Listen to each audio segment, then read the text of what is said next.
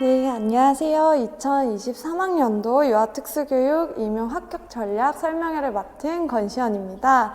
이 설명회에서는 저희 2차 시험 대비 전략에 대해서 말씀드리고자 합니다. 그런데 설명회에 앞서 선생님들이 지금 영상을 키셨을 때 아니면 영상 첫 썸네일을 보고 저 사람은 누구지? 권시연이 누군데 이런 설명회를 해? 라고 궁금해 하실 것 같아서 제 소개를 간단히 하고 설명회를 진행하도록 하겠습니다. 저는 선생님들처럼 유아특수교육을 전공을 하고요. 임용시험을 준비를 해서 서울시 임용시험에 합격을 해서 공립병설유치원 특수교사로 근무를 하였습니다. 그래서 선생님들께 저의 수험생활 경험과 그리고 현장에서의 경험을 좀 반영해서 선생님한테 2차 팁들을 말씀드리고자 합니다. 그래서 설명의 순서는 보시면 첫 번째로 2차 시험 일정 및 시험 내용에 대해서 이야기를 할 거고요. 2차 시험의 대표적인 유형들인 교수학습 과정안 작성, 그리고 교직 적성, 심층 면접, 수업 실현 각각에 대해서 간단히 설명을 드리고 마지막에 관련 팁들을 다시 한번 이야기하는 것으로 설명회를 진행하고자 합니다. 그래서 첫 번째, 2차 시험 일정 및 시험 내용에 대해서 말씀드리도록 하겠습니다. 그런데 제가 말씀드리는 이 2차 시험 일정 및 시험 내용은 좀 기본적인 정보이고요. 대부분의 시도교육청에서 이렇게 진행은 하겠지만 시도교육청별로 조금 변동사항이 있고 다른 점이 있을 수 있으니까 선생님이 설명회를 보시고 이렇게 진행이 되는구나 라고 그냥 감만 잡으시고 직접 공고문을 한번 읽어보시면서 각 시도교육청에서 무엇을 요구하는지 그리고 일정이 어떻게 되는지는 선생님들이 시험 치시는 곳을 공고문을 확인해 보시면 좋을 것 같습니다. 그래서 2차 시험 일정을 보시면 제가 일단 서울시 교육청 거를 가지고 왔는데요. 제 2차 시험은 이틀로 진행이 되고요. 1월 4일 수요일, 1월 5일 목요일로 진행이 됩니다. 서울시에서는 첫 번째 날에는 교수학습 과정안 작성이 있고 교직 적성, 심층 면접 이렇게 두 가지를 보게 되고요. 둘째 날에는 수업 실현을 하게 됩니다. 이 밑에 영어 수업 실현 같은 경우에는 초등교사 얘기니까 이거는 신경 쓰지 않으셔도 됩니다. 그래서 대부분 이렇게 세 가지를 보게 될 건데요. 이 세 가지 내용에 대해서 조금 알아보자면 교수학습 과정안 작성을 보시면 우리는 60분 동안 한 문항을 풀게 됩니다. 그런데 이 한 문항이 엄청 큰 한 문항이죠. 선생님들이 놀이 상황이나 활동 상황과 그리고 유의사항 그리고 아동들의 특성을 지시문으로 받으시고 그거에 맞춰서 활동을 구성하시고 그것들을 교육 목표부터 평가까지 작성하시는 것을 이야기하고요. 쉽게 말해서 놀이 계획안, 활동 계획안을 작성하신다고 생각하시면 되겠습니다. 그리고 교직 적성 심층 면접 같은 경우에는 대부분 10분에서 11분 이내로 면접 자체는 진행이 되고요. 구상형과 즉답형으로 이루어집니다. 여기서 뒤에 있는 문항수 같은 경우에는 시도교육청별로 달라질 수 있으니까 그것도 확인해 보시면 좋을 것 같습니다. 그래서 구상형, 즉답형이 가장 많은 유형이고요. 그 중에서도 추가 질의를 추가로 묻는 곳이 있겠습니다. 그래서 구상형 같은 경우에는 선생님들이 지문을 미리 받아서 구상을 먼저 하고 평가실로 가서 답변을 하는 건데요. 그래서 구상 시간은 거의 5분 정도로 제공이 됩니다. 그래서 5분 동안 구상을 하시고 평가실로 가셔서 그 구상지를 보면서 답변을 하시게 되고요. 즉답형 같은 경우에는 평가실에서 문제를 바로 읽어보시고 그 문제에 대해서 답변을 하는 것이 즉답형이 되겠습니다. 그리고 이제 수업 실현 같은 경우에는 선생님들 많이 해보셨죠? 우리 학부 때 그냥 수업에서도 많이 해보셨을 거고 실습 나가서는 아이들을 대상으로 수업을 진행해 보셨을 텐데요. 그런 진행하는 수업들을 선생님이 얼마나 잘하는지, 많이 준비를 했는지 그런 것들을 알아보는 건데, 우리가 수업 시간은 거의 15분이고요. 수업 실현 10분, 그리고 반성적 성찰 질문이라고 해서 면접처럼 질문을 받아서 대답하는 게 5분 정도 소요가 됩니다. 그래서 우리가 수업 실현을 할 때 바로 아무것도 없는 상태에서 실현을 할 수 없기 때문에 구상 시간을 15분 정도 제공받게 됩니다. 그래서 15분 동안 구상을 하시고 평가실로 가셔서 10분 동안 도입 전개 마무리를 보여주시고, 마지막에 10분이 수업 실현이 끝나고 나면 반성적 성찰 질문에 대해서 답변을 하는 형식으로 이루어지게 됩니다. 그런데 이것을 3가지 다 보는 교육청이 있고요. 어떤 곳에서는 이렇게 3가지를 다 보지 않는 교육청도 있어서 선생님들이 확인을 해보셔야 되는데요. 제가 그 예로 서울시 교육청과 충북 교육청을 가지고 왔습니다. 서울시 교육청 같은 경우에는 심층 면접, 교수학습 가정안 작성, 수업 실현을 모두 보고 있고요. 충북 교육청에서는 우리 교수학습 가정안 작성은 뺀 2가지만 보고 있습니다. 그래서 선생님들께서 충북에 만약에 시험을 치시는 선생님들께서는 가정안 작성은 연습하지 않으시고 심층 면접과 수업 실현만 준비를 하시면 되겠죠. 그래서 보시면 또 공고문을 보실 때 선생님들이 참고해야 되는 부분들이 있습니다. 영역들을 보시면 서울시 같은 경우에는 되게 간단하게 나와 있어요.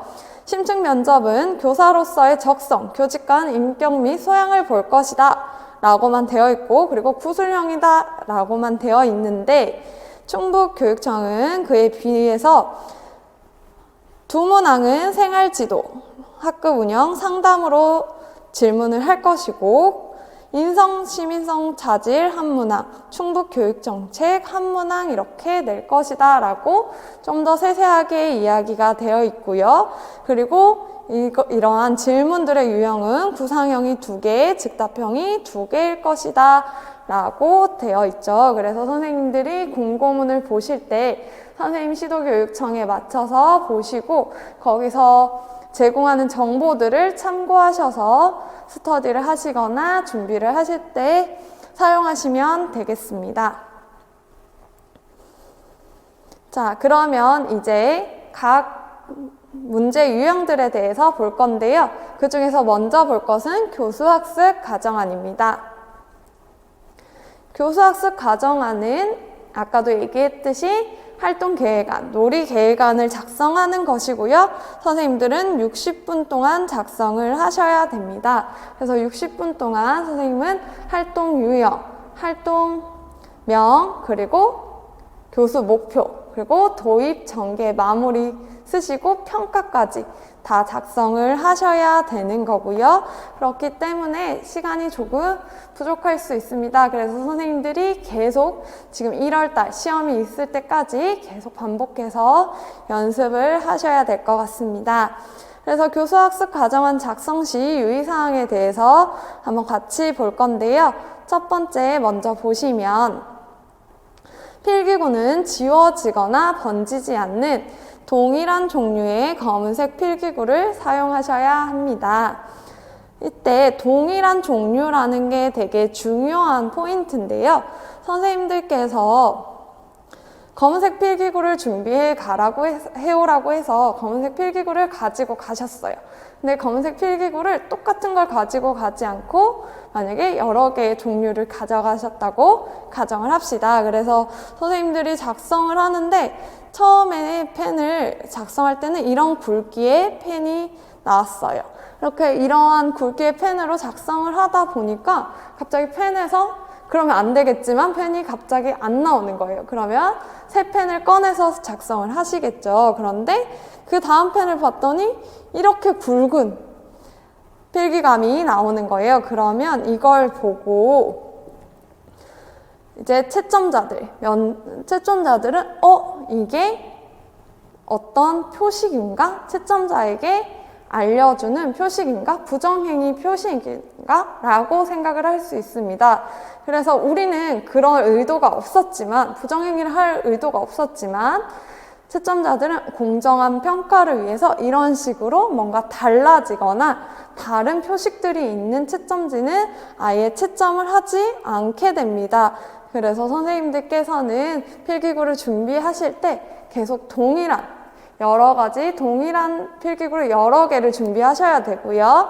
한번 작성하실 때 똑같은 펜으로 계속 작성을 하시고, 선생님들이 편한 펜이 있으시면 그걸 연습 때부터 시험 때까지 쭉 가지고 가시는데, 그걸 여러 개 준비하셔서 동일한 종류로 준비하시면 될 것 같습니다. 그런데 이때 동일한 종류의 검은색 필기구를 사용하실 때 연필, 사인펜은 사용이 불가합니다. 그래서 연필이나 사인펜은 아예 가져가시지 마시고, 우리가 연필로 답안지에 작성을 하면 그 부분만 채점하지 않는 것이 아니라 그 부분 역시 부정행위로 간주가 되어서 그 문제지 답안지 자체가 채점이 되지 않습니다. 그래서 선생님들이 가져가실 때 연필, 사인펜이 아닌 동일한 종류의 필기구를 여러 자루 가져가시면 되겠습니다. 그리고 두 번째 보시면 수정할 때에는 두 줄을 긋고 수정하여야 하며 수정 테이프, 수정액, 스티커 등을 사용하여 수정할 수 없습니다. 라고 되어 있습니다. 그래서 선생님들 수정 테이프, 수정액, 스티커 사용하시면 이거 역시 부정행위, 채점자에게 어떤 신호를 보내는 거다라고 판단될 수 있기 때문에 사용하시지 마셔야 되고요. 수정하실 때는 이렇게 두 줄을 그어서 그냥 표시를 하셔야 합니다. 그래서 세 번째 동그라미 보시면 제가 빨간색으로도 표시를 해 놓았는데요.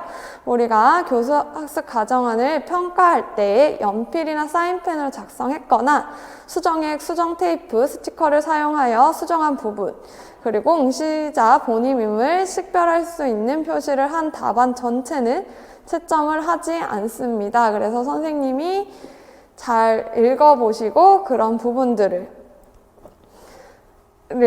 모르고 선생님들이 의도하지 않았지만 실수로 그런 부분들이 생겨서 채점이 안 되는 것을 방지하기 위해서 선생님들이 연습 때부터 꼼꼼하게 이 규칙들을 지킬 수 있도록 연습하시면 되겠습니다.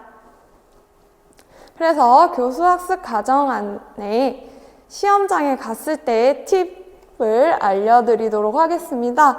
일단 시험장에서는 자를 사용할 수가 없습니다.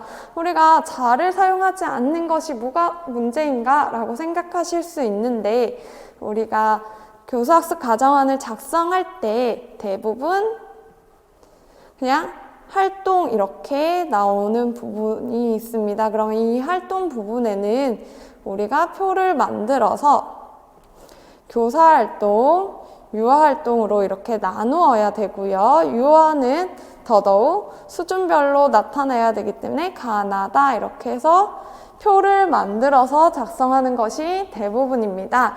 근데 이런 표를 만들 때 선생님들이 원래 자 없이 그냥 그어도 잘 그을 수 있어요 하면 자가 없어도 상관이 없겠지만, 처음에 연습할 때 계속 자로 연습을 하셨다면 시험장에 가셔서 당황스러우시겠죠.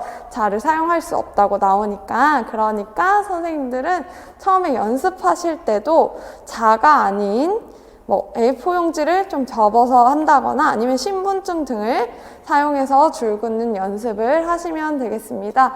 여기서 A4 용지 같은 경우에는 선생님이 수험증 같은 것을 이야기하고요. 아니면 답안지를 활용해서 줄을 그을 수 있으실 겁니다. 그래서 우리가 줄을 그을 때, 그런데 신분증이 조금 두툼하고 빳빳해서 신분증으로 긋는 게 좀 더 편하시거든요. 그래서 신분증을 사용해서 줄을 긋는 연습을 하시면 좋을 것 같습니다. 자, 두 번째 보시면 작성 양식의 칸이 생각보다 작습니다. 그래서 선생님들이 써야 할 것들이 엄청 많은데 그거에 비해 칸이 많이 작기 때문에 선생님들이 작고 가독성 있게 글 쓰는 연습을 하셔야겠습니다. 선생님들이 글씨가 너무 크거나 아니면 글씨가 좀 많이 날아간다 하시면 지금부터 1월까지 계속 글씨를 좀 또박또박 쓰는 연습도 같이 해주시면 좋을 것 같습니다. 그리고 우리가 답안지에 자료 및 유의점 칸이 나오는 경우가 많은데요. 자료 및 유의점 칸이 나오면 선생님들이 활동한 자료들을 자료 및 유의점 칸에 모두 쓰셔야 됩니다. 그래서 그것을 기입하는 것을 잊지 마시고 잘 작성을 해주시고요. 그리고 현장에서는 지금 놀이중심 교육과정이어서 계획안을 작성하는 것은 간소화되고 있는 편입니다. 그래서 선생님도 다양한 작성 양식으로 연습을 해보시면 좋을 것 같습니다. 그래서 제가 다양한 양식의 예시를 좀 가지고 왔는데요. 일단 한국교육과정평가원에서 볼 수 있는 예시입니다. 그래서 2016학년도에 나왔던 답안지 예시인데요. 보시면 이게 초등이랑 같이 사용하는 것이어서 단원명, 차시, 학습 목표로 되어 있는데 유치원 같은 경우에는 아마 단원명과 차시가 아니라 활동명, 활동 유형 이렇게 나올 거고요. 그리고 학습 목표가 나올 거고 또 추가적으로 활동 자료라는 부분이 나올 수 있습니다. 그래서 이렇게 세 가지 그리고 학습 목표까지 쓰는 연습을 하시면 되고요. 학습 목표 같은 경우에는 가, 나, 다 수준을 나누어서 수준별로 학습 목표를 작성하시면 되겠습니다. 그래서 학습 단계를 쓰실 때는 도입, 전개, 마무리를 쓰시면 되고요. 여기 보시면 교수학습 활동하고 그냥 통으로 표가 나와 있지요. 그래서 선생님들께서 반으로 나누셔서 교사 발문 아니면 교사 활동이라고 쓰시고 유아 활동 이렇게 나누어서 작성을 하시면 되고요. 유아 활동 같은 경우에는 우리가 수준별로 학습하는 것을 보여주기 위해서 가, 나, 다 이렇게 나누어서 작성하시면 좋을 것 같습니다. 이때도 선생님이 나는 이렇게 나누어서 작성을 할 거니까 하고 줄을 한 번에 끝까지 쭉 그어버리시면 나중에 작성을 하시다가 가, 나, 다가 함께 하는 활동이 있을 수 있고 아니면 가나만 가 아동과 나 아동이 함께 하는 활동이 있을 수 있습니다. 그래서 선생님이 줄을 처음부터 이렇게 다 그으시지 마시고 활동들을 좀 작성하신 후에 마지막에 줄을 표시해서 좀 정리를 하시거나 아니면 뭐 도입을 다 쓰신 다음에 줄을 긋는 등 이런 식으로 좀 줄 긋는 것은 나중에 하시는 게 좀 더 좋을 것 같습니다. 그리고 이제 자료 및 유의점이 나오면 여기에 우리가 자료도 써야 되고 유의점도 써야 되는데 그래서 자료랑 유의점을 구분하셔서 쓰셔야 돼요. 그래서 저 같은 경우에는 저는 이렇게 쓰는 것을 선호하는데요. 자는 자료이고 유는 유의점입니다. 근데 이것을 그냥 보았을 때 추측은 할 수 있지만 정확히 채점자가 이게 자료인가 이게 유의점인가 하고 알 수 없을 수 있기 때문에 선생님들이 자료와 유의점 표시를 만들고 나면 뭐 동그라미나 세모든 이런 것들을 만들고 나면 옆에 자료 유의점 이렇게 해서 기록을 해주셔서 채점자들이 보고 이 표시는 자료구나, 이 표시는 유의점이구나 라고 알 수 있게 해주시는 것이 좋습니다. 그래서 도입, 전개, 마무리를 답안지에 다 쓰고 나면 마지막에 칸을 남겨두시고 작성하셔야 되는 부분들이 있는데요. 무슨 부분을 쓰셔야 되냐면 평가에 대해서 쓰셔야 됩니다. 평가에서는 내용도 쓰셔야 되고요. 평가 방법과 도구에 대해서도 쓰셔야 합니다.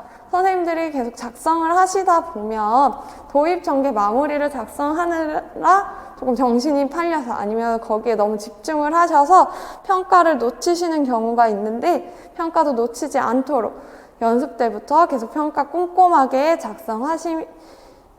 그리고 계속 작성을 하다 보면 어느 정도 써야 평가 자리가 나겠구나 라는 것도 파악하실 수 있으실 것입니다. 그래서 이렇게 가나다, 교사 발문, 유아활동 나누고 가나다 이렇게 수준별로 나눠서 작성하실 수 있고요. 또 다른 예시로는 제가 남혜인과 최은희 선생님의 책에서 예시를 가지고 왔는데, 이것은 놀이중심 교육과정을 좀 반영한 답안지 양식이라고 보시면 되겠습니다. 그래서 앞부분에는 활동 지원 계획, 놀이 지원 계획이 있고 활동 놀이 유형 선정 이유가 있습니다.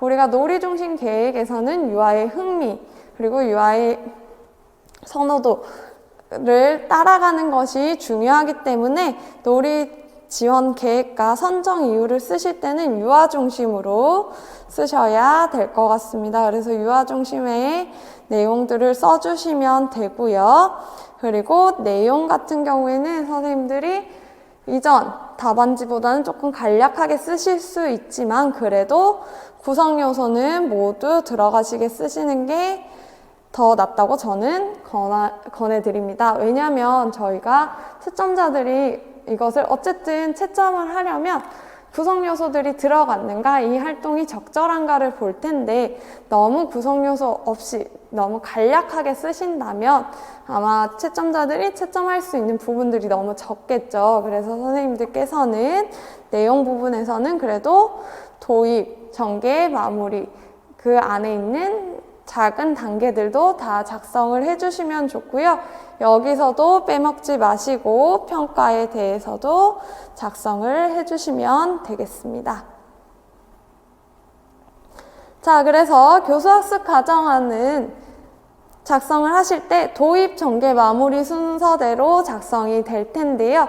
그래서 각 단계마다 소단계들을 제가 적어 두었고요. 우리가 이것을 하나하나씩 살펴보도록 하겠습니다. 먼저 도입 부분 보시면 도입은 채점자가 가장 먼저 읽는 부분입니다. 그래서 선생님들이 기본적인 세부 요소랑 차별화된 요소들을 포함하셔야 되고요.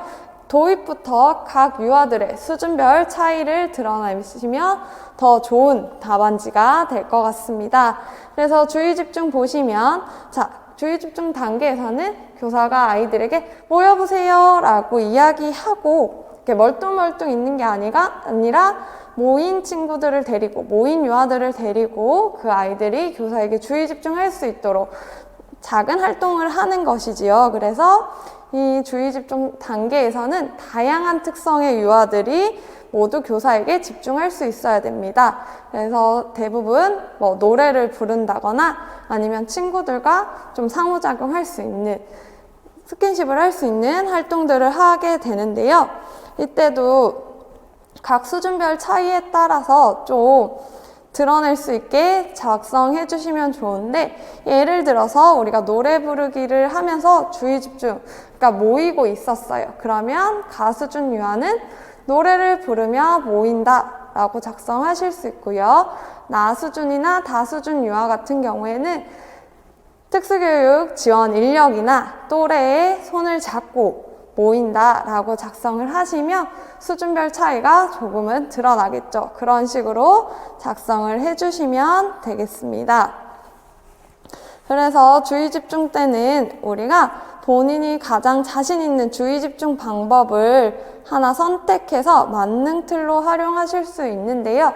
계속 뒤에서도 만능틀이라는 이야기가 나올 텐데, 제가 말씀드리는 만능틀은 고정된 만능틀이 아니라 선생님들이 어떤 유형을 하나 정하고 어떤 활동을 정했어요. 주의집중을 위해서 나는 노래 부르기라는 걸 할 거야. 그래서 사랑해 라는 노래를 부를 거야 라고 만능틀을 만들었어요. 그렇지만 이것을 본 활동과 조금 연계해서 사랑해라는 노래를 부르지만 이 사랑의 가사를 조금 개사해서 본 활동과 연계해서 바꾼다거나 아니면 노래를 부르지만 뭐 친구들과의 상호작용을 좀 더 강조하기 위해서 노래만 부르는 것이 아니라 뭐 친구와 스킨십을 한다거나 이런 식으로 조금 변형이 가능한 만능틀을 만드시면 좋습니다.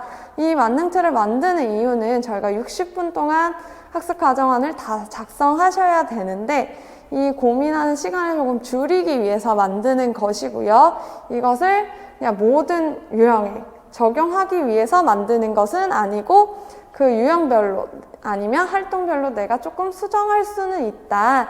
그렇지만 아예 기본 틀도 없으면 내가 처음부터 고민을 해야 되니까 만능 틀을 만들어 놓자 라고 생각하시면서 만능 틀을 계획하시면 될 것 같습니다. 그리고 이제 전시활동 상기 부분인데요. 전시활동이라는 것은 우리가 모이기 직전에 한 활동일 수도 있고요.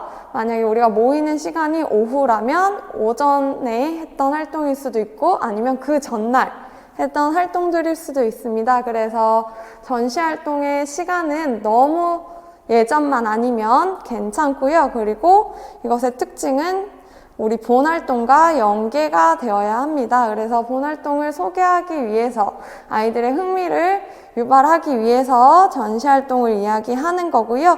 이때도 개별 유아의 특성이나 발달 수준이 명확하게 드러나시면 좋습니다. 그래서 사진 자료를 활용할 수도 있고요. 유아 작품을 활용하거나 퀴즈를 내어서 전시활동을 상기할 수도 있는데 여기서 자료들을 활용할 때는 꼭 자료 및 유의사항에도 기입을 하셔야 될 것 같습니다. 자, 전시활동 상기를 한 후에는 동기 유발을 하게 되는데요. 아이들이 본 활동에 관심을 갖고 즐겁게 참여하기 위해서 하는 활동이고요. 전시활동, 그러니까 저번 활동과 이제 할 본 활동을 있는 역할을 합니다. 그래서 부분 보고 전체 맞추기를 할 수도 있고 뭐 궁금상자나 손인형을 활용할 수도 있습니다. 그래서 이런 거 활용하실 때도 자료를 사용하시면 꼭 자료 및 유의점에 작성을 해주셔야 되고요.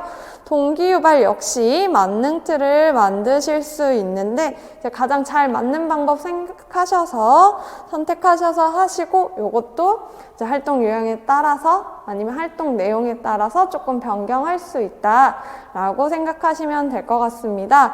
그런데 선생님들 만능틀을 만들 때 조금 유의해야 되는 상황이 하나 있습니다. 선생님들께서 TV 프로그램, 애니메이션에서 나오는 캐릭터를 사용하거나 아니면 TV 프로그램, 뭐 딩동댕 유치원 같은 프로그램에서 나오는 활동들을 사용하는 것은 조금 자제하시면 좋을 것 같습니다. 왜냐하면 유치원 현장에서 우리가 아이들에게 TV 프로그램을 보여주는 거에 대해서도 되게 비판적인 의식을 가지고 있는 선생님들이 많으시고요. 그리고 유치원 현장에서 활동을 할 때 TV에서 나오는 캐릭터 아니면 TV에서 나오는 놀이를 하는 것을 좀 자제시키는 경우가 많아요. 그래서 그런 선생님들도 계시고 그런 선생님들이 채점자로 오실 수도 있기 때문에 그런 것들은 좀 자제하시고 다른 선생님들의 우리가 학부 때 배웠던 거나 아니면 선생님들이 생각하시는 다른 특별한 방법들을 조금 만드셔서 만능틀로 만드시면 될 것 같습니다.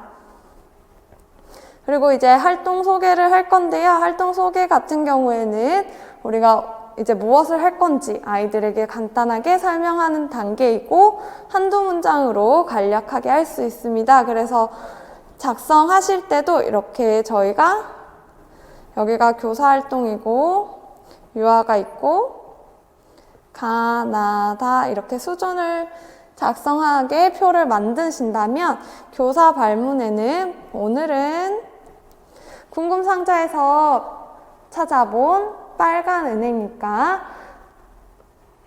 궁금상자에서 찾아본 빨간 단풍잎과 노란 은행잎을 바깥놀이에 가서 찾아볼 거예요 라고 이야기할 수 있겠죠. 이런 식으로 교사의 발문을 작성하실 수 있고요. 그리고 유아 같은 경우에는 가나다를 다 합쳐서 교사의 말을 경청한다 라고 쓸 수 있겠죠. 이런 식으로 간략하게 작성하시고 넘어가실 수 있습니다. 그리고 활동 소개까지 지나가고 나면 강화 예고를 할 건데요. 강화 예고를 하는 이유는 무엇일까요? 그쵸. 문제 행동을 예방하기 위한 방법입니다. 우리가 문제 행동이 일어나고 나서 계속 중재를 하는 것보다 문제 행동을 먼저 예방하는 것이 좀 더 긍정적인 행동 지원이었죠. 그래서 선생님들께서도 교사학습 과정안을 작성하실 때도 강화를 예고해서 좀 문제 행동을 먼저 예방하시는 게 좋은데요. 그때 선생님들이 특정 행동을 제시할 거잖아요. 이렇게 하면 내가 이 강화를 제공할 거야 라고 이야기할 때 긍정문을 사용하셔야 됩니다. 예를 들어서 교실을 돌아다니지 않으면 이라는 말보다는 바른 자세로 앉아있으면 이라고 얘기하시는 게 좋고요. 그리고 강화를 제공하실 때도 우리가 음식이나 간식과 같은 1차 강화제보다는 활동과 관련된 강화제를 사용하시는 게 더 좋을 것 같습니다. 뭐 활동에서 도서관 놀이를 했다면 사서 선생님 배지를 준다거나 아니면 바르게 앉아있는 게 목표였다면 그거와 관련해서 뭐 으뜸왕을 뽑아서 배지를 준다거나 그런 식으로 강화를 제공하시는 게 좀 더 좋을 것 같습니다. 그래서 도입 부분은 여기까지고요. 도입을 다 작성하시고 나면 이제 전개를 하실 건데요.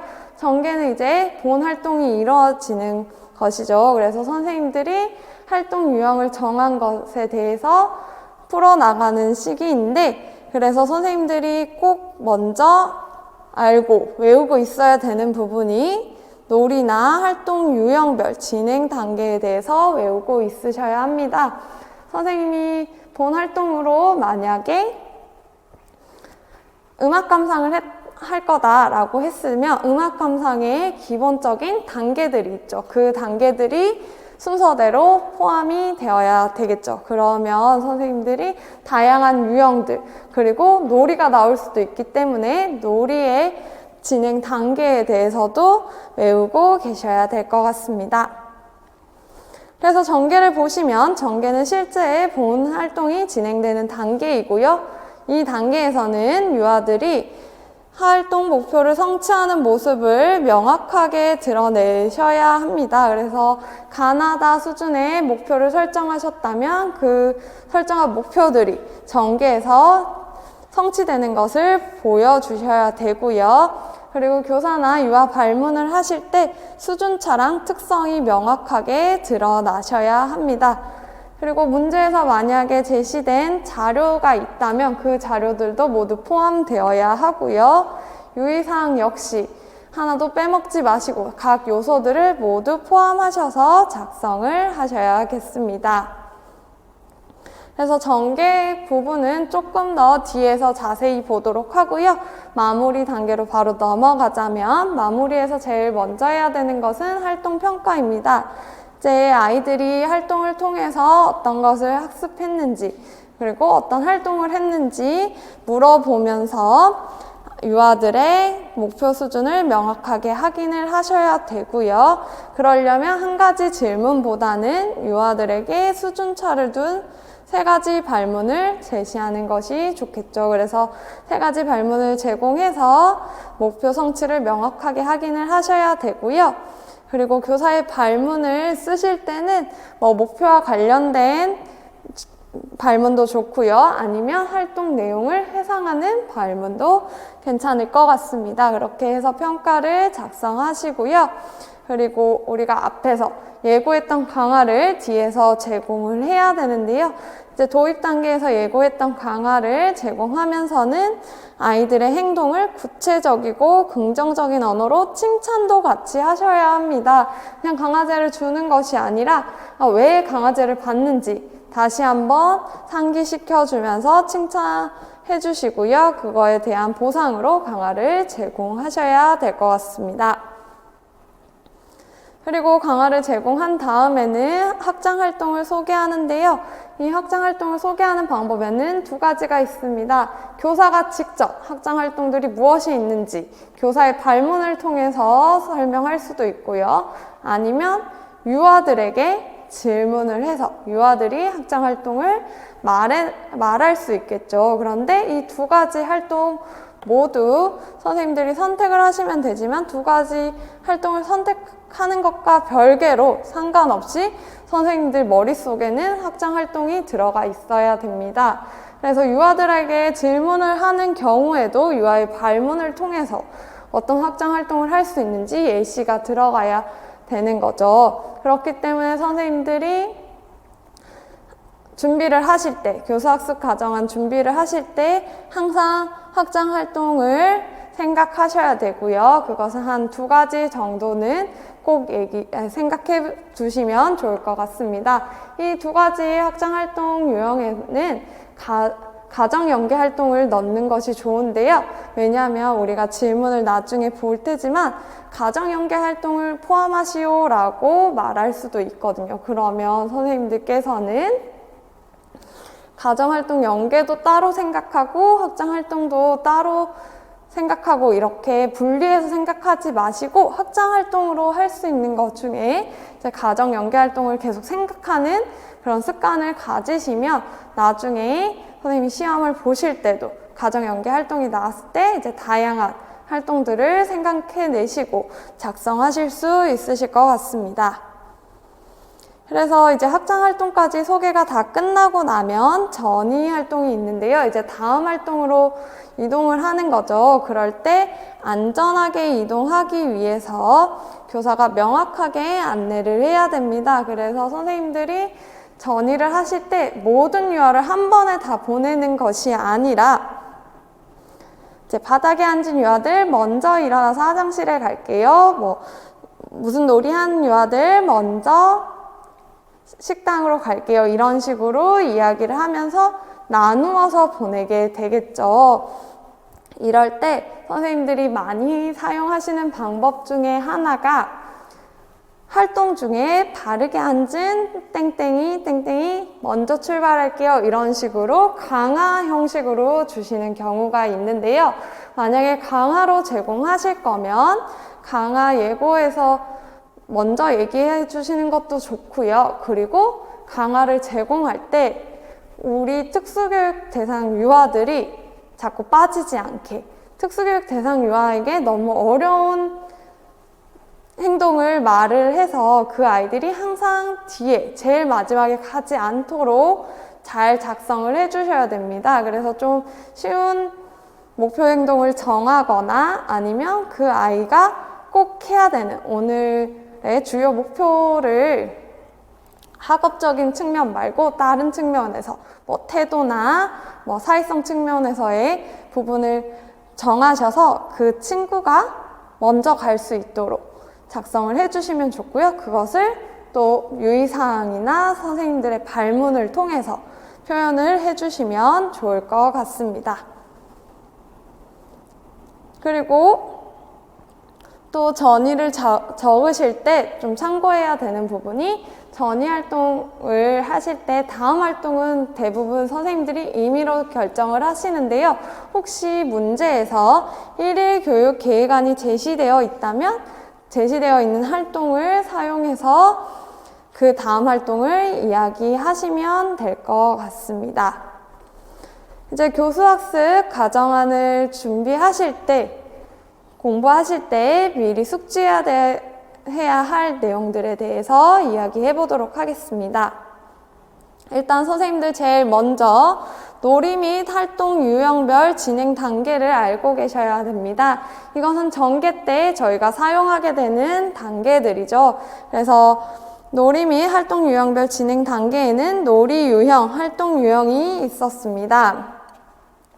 놀이에서는 우리가 나올 수 있는 놀이 유형으로는 쌓기, 역할, 바깥놀이 같은 것들이 있을 거고요. 활동 유형에서는 이야기 나누기, 미술, 동화, 동시, 체험학습 이렇게 다양한 활동들이 나올 수 있죠. 그래서 선생님들이 이 놀이 유형과 활동 유형의 진행 단계들을 각각 다 외우고 계셔야 될 것 같습니다. 그래서 놀이 유형의 쌓기 놀이 같은 경우를 예시를 들어서 우리가 단계를 한번 다시 생각해 보시면 쌓기 놀이의 첫 번째 단계는 무엇이었죠? 그렇죠. 쌓기 놀이를 시작하기 전에 이야기 나누기를 하게 됩니다. 어떤 것들을 이야기 나누기 하게 될까요? 설계도를 보면서 이야기를 나눌 수도 있고요. 그리고 어떤 재료를 사용해서 할 것인지 재료에 대해서 이야기 나눌 수도 있고, 그리고 얼마나 크게 만들 건지 크기를 결정할 수도 있고요. 그리고 여럿이서 다 같이 만들기 때문에 각각의 역할을 부여하는 것을 할 수도 있겠습니다. 그렇게 이야기 나누기가 끝나고 나면 그 다음에 활동 2로는 무엇을 하지요? 그렇죠. 쌓기 놀이를 이제 진짜로 시작을 하게 됩니다. 그래서 놀이하기를 진행을 하는데 놀이에서는 놀이뿐만 아니라 정리까지 선생님께서 같이 작성을 해주셔야 되고요. 놀이하기 부분, 그러니까 놀이가 진행되는 동안에는 교사는 놀이 지원자로서 어떤 지원들을 해줄 것인지 그것들도 같이 계속 적어주셔서 선생님들이 놀이 지원자의 역할을 잘 수행하고 있다를 보여주셔야 될 것 같습니다. 그럼 활동 유형으로는 이제 다양한 것들이 있었는데 여기서 예시로 음악 감상의 단계를 같이 이야기해 보도록 하겠습니다. 자, 음악 감상 첫 번째 활동은 무엇을 하면 될까요? 저 음악 감상 전에 음악과 관련된 경험을 이야기 나눕니다. 그래서 음악과 관련된 경험을 나누고 그리고 두 번째로 이제 음악을 감상하게 되는데요. 음악 감상의 소단계들은 어떤 것이 있을까요? 제일 먼저 음악을 감상하고 그리고 아이들과 함께 느낀 점을 이야기 나누어 보고 그리고 음악을 소개하고 그리고 나서 다시 음악을 감상해 볼 수 있겠죠. 그래서 유아들이 수준에 따라서 여기서 끝내셔도 되고요. 아니면 조금 더 확장된 활동을 하고 싶으시다 하시면 활동 3으로 확장 활동하기를 하시면 되는데 이 확장 활동에는 빠르기나 샘여림을 변화시킨 음악을 들어볼 수도 있고요. 아니면 다른 악기로 연주한 음악을 들어보는 등 조금 변화된 음악을 들어보는 시간을 가질 수 있겠습니다. 그래서 이렇게 활동 유형들을 여러 가지 중에 저희는 딱 2개만 한번 같이 알아보았지만 선생님들은 준비하시는 과정에서 각 유형들의 진행 과정을 다 외우고 계시면 좋을 것 같습니다. 그리고 활동 유형별 진행 단계뿐만 아니라 유아별 중재 방안에 대해서도 선생님이 계속 생각하시고 어떻게 중재를 할지 외우고 계시면 좋은데요. 일단 제가 유아들 특성을 좀 생각나는 대로 적어왔어요. 그런데 이 유아들 말고도 다양한 특성들이 있죠. 선생님들이 교육 실습을 가서 만난 유아들의 특성이 여기에 포함이 안 돼 있을 수도 있고요. 아니면 봉사 가셔서 보셨을 수도 있고.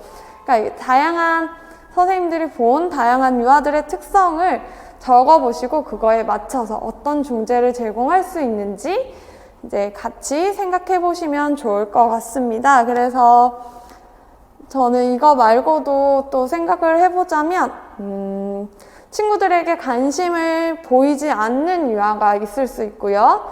그리고 제가 만났던 친구 중엔 전이 활동이 너무 힘들어서 다른 이동으로 갈 때마다 오는 친구가 있었어요. 그런 친구들은 어떻게 중재를 하면 좋을지 그것들을 한번 생각해 보시면 좋을 것 같습니다. 그래서 저랑 또 하나를 한번 같이 해볼 텐데요. 다른 것보다 저는 요거를 같이 해보면 좋을 것 같습니다. 우와 같은 초기 발성만 가능한 유아에 대해서 어떻게 선생님들은 중재를 하면 좋을지 한번 생각해 보시겠어요?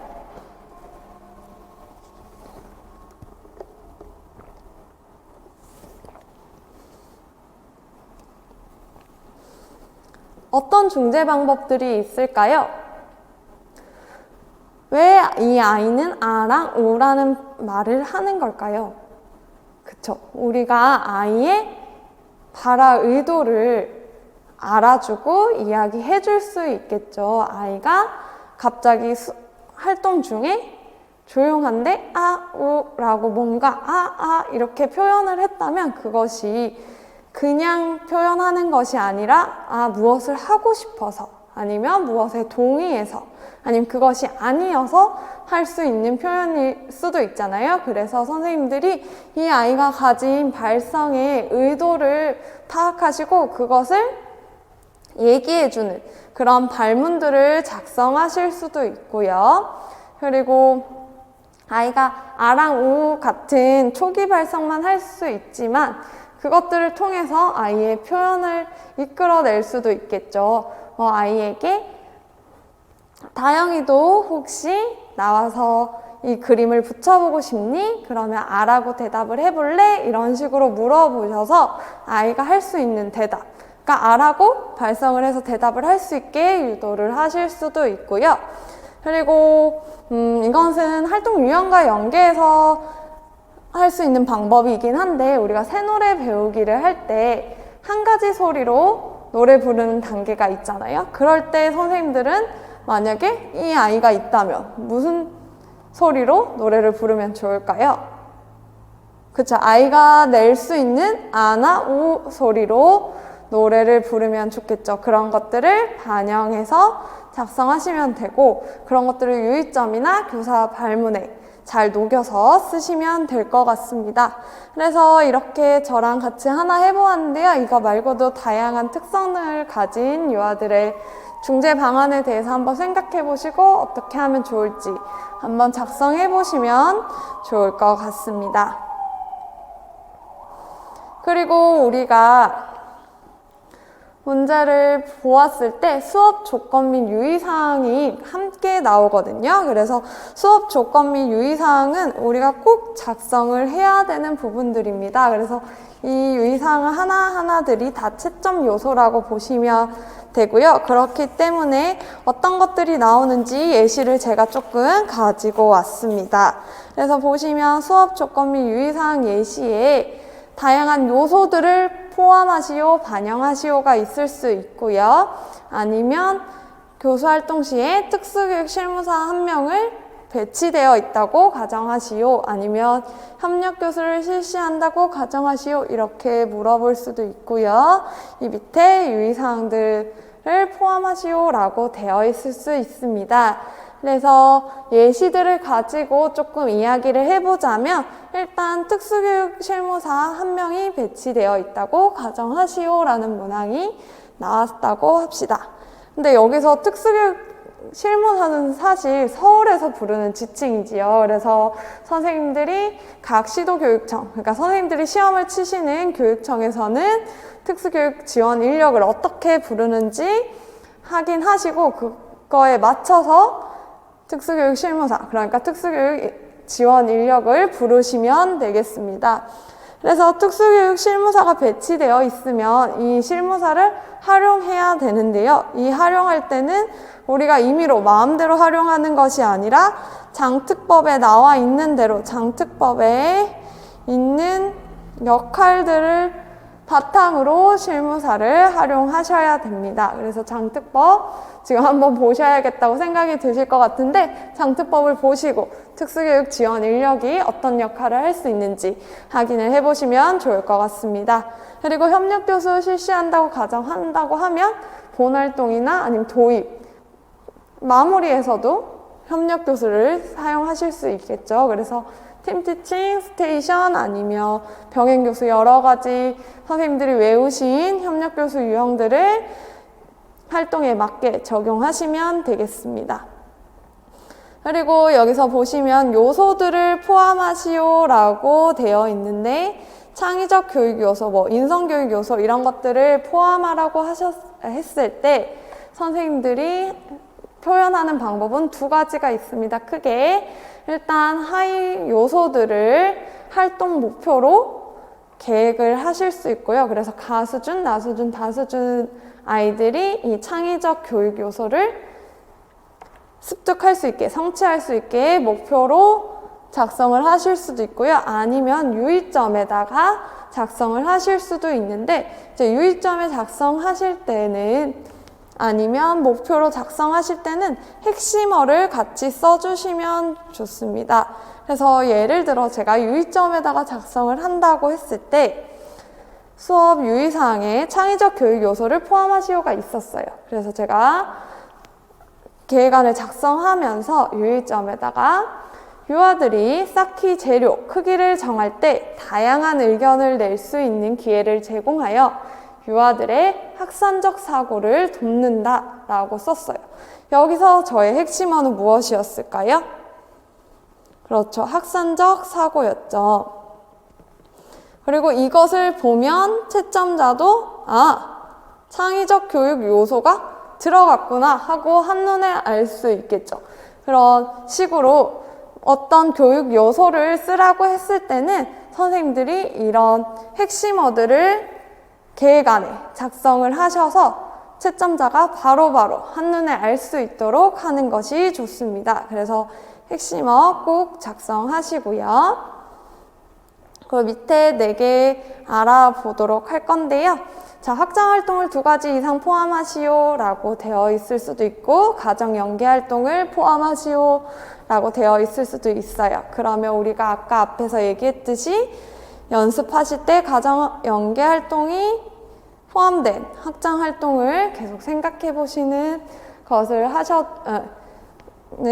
연습을 하셔야 되고요. 그리고 가정연계활동 같은 경우에는 꼭 확장활동으로만 들어갈 필요는 없고요.